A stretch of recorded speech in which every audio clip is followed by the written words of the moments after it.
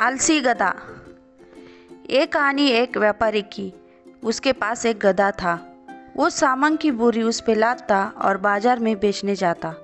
वो जानता था कि गधा उसके व्यापार के लिए बहुत ज़रूरी है। व्यापारी गधे को साफ रखता और उसे बहुत बढ़िया खाना देता। लेकिन गधा बहुत आलसी था। उसे काम करना पसंद नहीं था। लेकिन गधे को यह नहीं पता था कि व्यापारी अगर एक दिन भी बाजार नहीं जाएगा तो उसे कितना नुकसान होगा, और फिर से पैसे नहीं तो गधे को खाना भी नहीं। व्यापारी रोज गधे को लेकर गांव से निकल पड़ता था। बाजार पहुंचने के लिए उन्हें एक नदी पार करनी पड़ती थी। एक दिन व्यापारी के एक दोस्त ने बताया कि बाजार में नमक की बहुत मांग है। जल्दी ही व्यापारी ने नमक की बोरियां तैयार की। उसने बोरियां गधे के पीठ पर लादना शुरू किया। वो काफी भारी थी। गधा आगे नहीं बढ़ रहा था। वो जानता था गधा आलसी भी है। उसने एक छड़ी निकाली। छड़ी देखकर गधा चलने लगा। नमक बेचकर व्यापारी को काफी मुनाफा हुआ। व्यापारी ने रोज नमक बेचना शुरू किया। एक दिन जब वो नदी के पास पहुंचे तो नदी में पानी कुछ ज़्यादा था। वो आधी नदी पार कर चुके थे। तभी गधा पैर फिसलकर नदी में गिर गया। व्यापारी ने जैसे तैसे गधे को ऊपर खींचा और उसे नदी पार कराई। गधा डरा हुआ था, लेकिन उसे बोरियां कुछ हल्की महसूस हुई। उसे लगा कि नदी में कोई जादुई शक्ति है, लेकिन वह नहीं जानता था कि जब वह गिरा तब बोरियों का सारा नमक पानी में घुल गया, इसलिए उसे हल्का महसूस हो रहा था।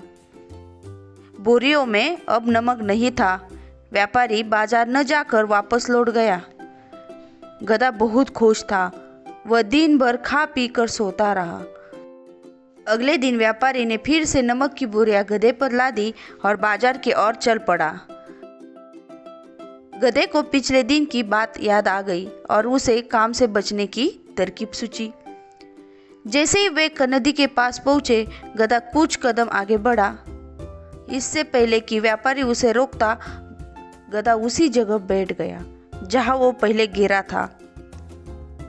गधे के ऊपर रखा हुआ नमक फिर से पानी में घुल गया। गधा खुश हो गया। व्यापारी समझ गया कि गधा जानबूझकर पानी में बैठ गया। उसने गधे को सबक सिखाने की ठान ली। अगले दिन सुबह व्यापारी ने गधे के पीठ पर बोरियां लादी और बाजार जाने के लिए निकला।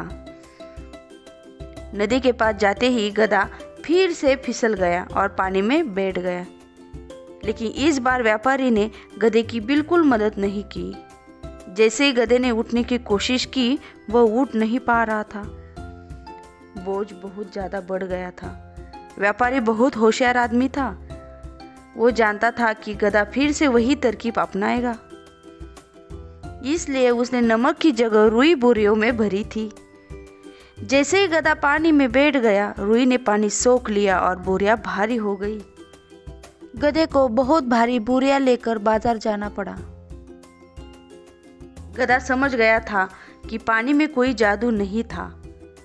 उस दिन के बाद गधे ने कभी भी पानी में बैठने की हिम्मत नहीं की। इस कहानी से हमें यह सीख मिलती है कि कभी भी अपने कर्तव्य का पालन करने में आलस नहीं करना चाहिए।